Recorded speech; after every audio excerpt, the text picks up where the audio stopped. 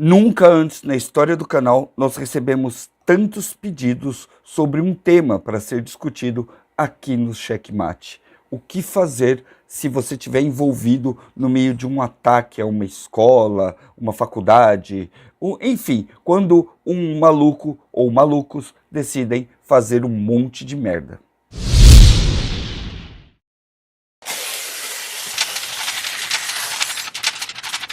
Nós somos sobrevivencialistas e preparadores, e é muito comum, toda vez que algo dá muito errado na sociedade, que as pessoas venham até canais como o nosso para buscar informações sobre o que fazer, ou principalmente como se preparar antes das situações, ou saber como proceder durante essas situações. E esta foi uma semana muito atípica, uma semana que, dado o sensacionalismo e muitas outras coisas, a mídia jogou lá em cima e as redes sociais também não pararam de divulgar tudo o que aconteceu. E aconteceu muita coisa. Mas não pense você que isso é um fenômeno que começou agora, que essa foi a primeira vez, porque não foi. Essa foi talvez a vez que mais se encavalaram essas informações. Quer saber? Dá uma olhada aqui. Essa nova onda de informações começa com um ataque feito por uma garota de 13 anos, onde uma professora morreu e vários alunos ficaram feridos. Essa foi a primeira notícia. Logo na sequência já vieram outras. Um maluco pegou um machado e entrou dentro de uma creche. Um maluco pega um machado, mata 4 crianças e machuca outra e simplesmente se entrega depois dizendo coisas doidas que são totalmente desconexas. A gente estava fazendo um jogo. No meio disso tudo ele ainda diz que vão haver mais um tanto de ataques porque as pessoas estão envolvidas nisso tudo. Não sei se é verdade, não sei se é mentira, mas é um nível de medo que ele coloca na população que é simplesmente gigantesco. E parece que um maluco acaba motivando o outro a fazer merda, não é? Nessa noite, um cara foi procurar um atendimento num hospital público, ele surtou, segundo algumas pessoas, e simplesmente começou a esfaquear todo mundo que estava lá dentro. Foram 6 ou 7 vítimas, isso ainda não está confirmado, mas ele pegou uma faca e saiu furando todo mundo dentro do hospital. Quer saber a real? Tanto faz qual é a motivação desses doidos para poder praticar um ato como esse. Mas isso é uma coisa que está sendo crescente, é algo que está sendo bastante explorado, principalmente pela mídia e principalmente pelos malucos. Então, tanto faz qual é a motivação dele, se foi vingança, se foi justiça social, se foi só maluquice, surto, noiado, não importa o que foi. O que importa é que o ato aconteceu e esses atos estão deixando todo mundo com medo, sem saber o que fazer. Mas algumas prefeituras, estados, estão já criando manuais, ou seja, protocolos para o caso disso acontecer. A intenção dessa é deixar pais, mães, avós e outras pessoas, até nós, adultos, que podemos ser esfaqueados de uma hora para outra dentro de um shopping, mais tranquilos ou pelo menos um pouquinho mais preparados para saber o que fazer. Nós, sobrevivencialistas e preparadores, chamamos isso de protocolo. Um desses protocolos foi da Polícia do Paraná, que faz o título desse vídeo para vocês. E esse manual dá dicas de 3 ações que você pode ter no caso de se ver numa situação como essa. Mas antes de eu passar isso para vocês, você precisa conhecer um pouquinho do histórico de onde isso veio. Isso veio principalmente dos Estados Unidos, onde crimes como esse são muito comuns. Esses ataques coletivos em igreja, escola, enfim, em todo lugar perpetrados por malucos, tem acontecido lá com bastante frequência. E antes de eu começar até a falar sobre isso, eu gostaria que você soubesse de outras coisas que são bastante relevantes. Como, por exemplo, há muitos anos atrás, eu li uma matéria dizendo que o Brasil era atrasado cerca de 10 anos em algumas coisas ruins que aconteciam no mundo. E nada mais é do que uma baita de uma verdade. A criação desses manuais de procedimento não começou aqui no Brasil, começou lá fora. E grandes organizações como o FBI e outras já trabalharam para fazer isso ficar bastante comum, para que as pessoas saibam o que fazer quando um doido desse decidir meter o louco na população. Uma das coisas que eles falam para você fazer, que é a primeira, é fugir. Isso, percebeu que está acontecendo alguma merda, sebo das canelas. foge. É isso que você tem que fazer. Fugir. Nada de fantasia, de imaginar que você é o John Wick, que você vai parar os malucos. Não. Começou uma situação difícil, você foge. Fuja. Fuja como se o diabo estivesse nos seus calcanhares, porque provavelmente ele vai estar mesmo. Então, corre. Procura uma rota contrária de onde está acontecendo a situação, onde você intui que a situação está acontecendo e corre.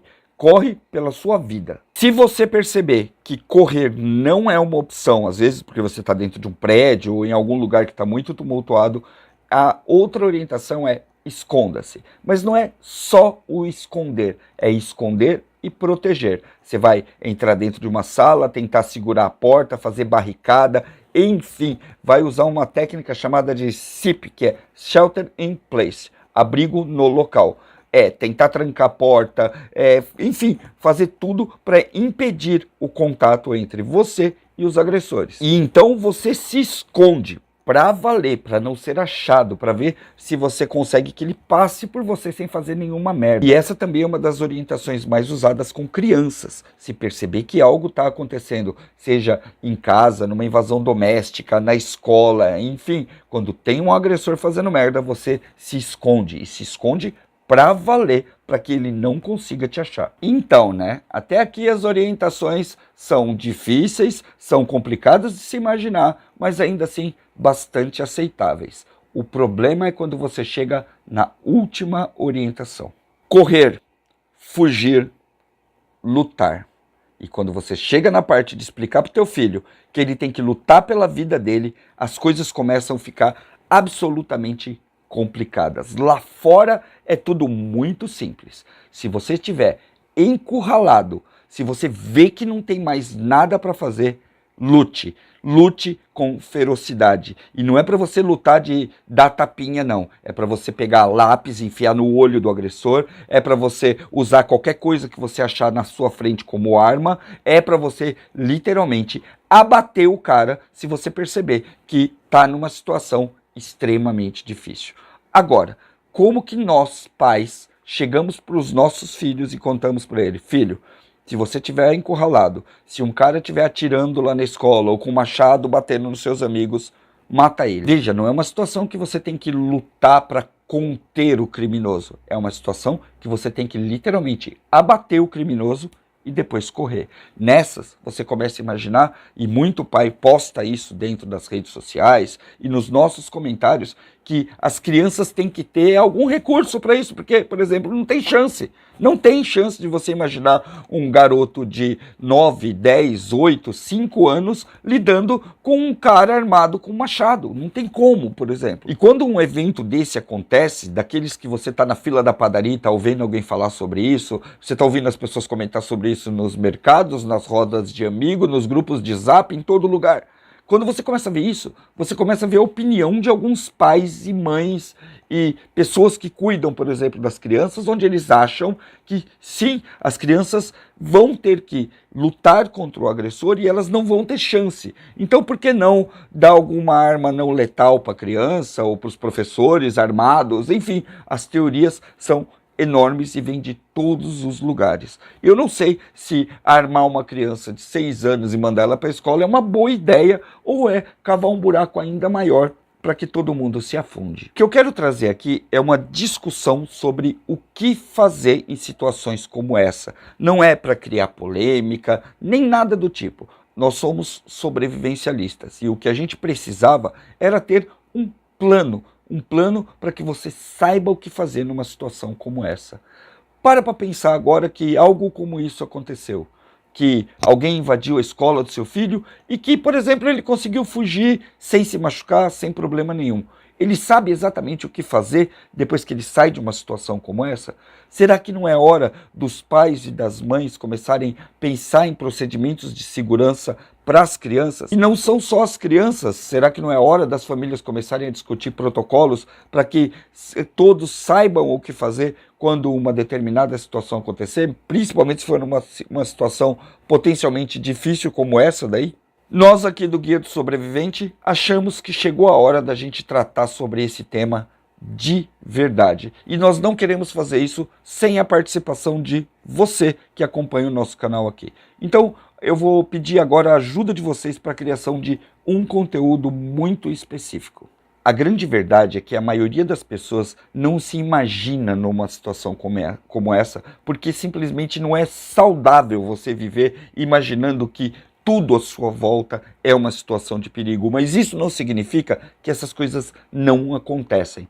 Acontecem e estão cada vez mais frequentes. Então, eu quero pedir para você agora que use os comentários para a gente fazer uma coisa totalmente diferente.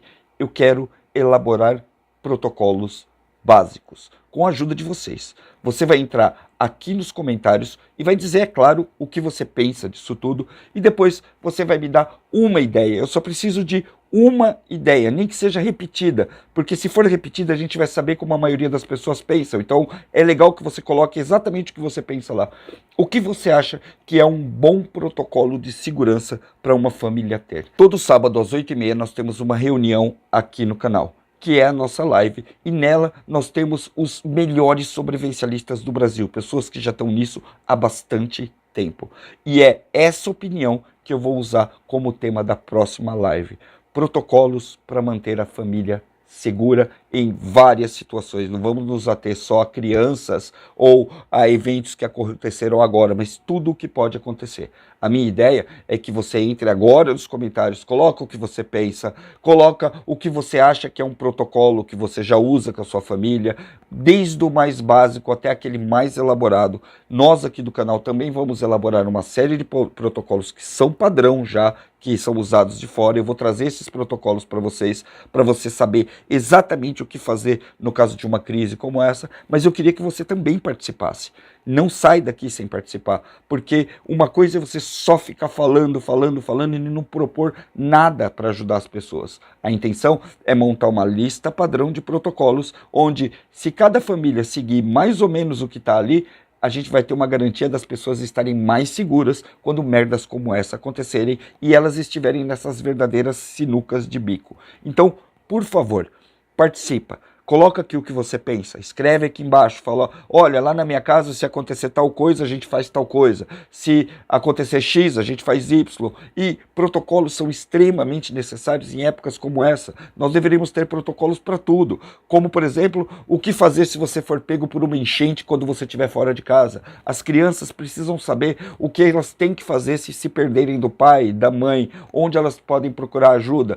Enfim, são esses protocolos que a gente vai tentar elaborar agora para fazer uma lista bem bacana e amanhã formar um vídeo com tudo isso que vocês estão passando para a gente e esperar, é claro, que esse vídeo possa ajudar tanto a nossa comunidade como pessoas de fora. Então, por favor, coloque suas opiniões, coloca aqui embaixo também o seu like, favorita, compartilhe esse vídeo, esparrama ele para o máximo de pessoas possíveis, porque amanhã, durante a live, quem estiver assistindo vai se beneficiar de todas essas informações, ok? Vamos tentar ajudar a melhorar um pouco mais, pelo menos os nossos aspectos psicológicos relacionados à segurança, sabendo que a gente está preparado para enfrentar uma situação como essa.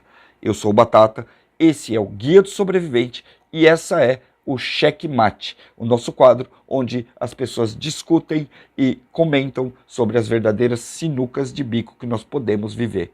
E essa é uma baita de uma sinuca de bico. Mas a gente dá um jeito de resolver. A gente se vê no próximo. Até mais.